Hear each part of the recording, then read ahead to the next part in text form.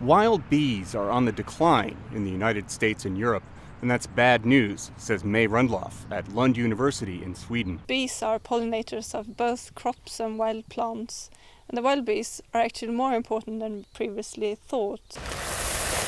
Seeds treated with a class of insecticides called neonicotinoids often get the blame for the bees' decline. The seeds grow into plants that kill pests that eat them. Insects that don't eat the plants are unaffected, but bees drink the nectar and collect the pollen. The impact that has on wild bees has been strongly debated.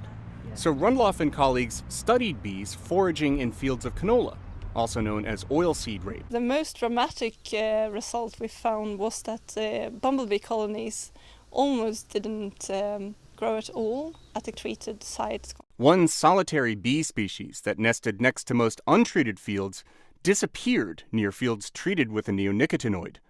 Overall, there were roughly half as many wild bees per square meter in the treated fields as in the untreated ones. These results are pretty dramatic in terms of showing effects on wild bees. Dennis Van Engelsdorp at the University of Maryland was not involved in the research. Speaking by Skype, he says the one piece of good news in the study, that neonicotinoids did not affect honeybee hives, nonetheless presents a problem. Honeybees are the model system used to evaluate the safety of pesticides.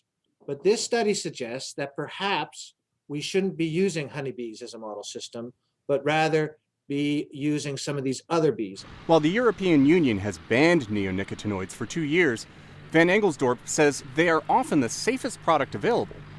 But he says far too often they are used indiscriminately.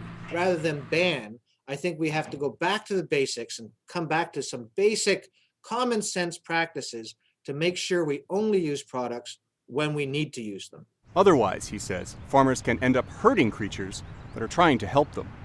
Steve Baragona, VOA News.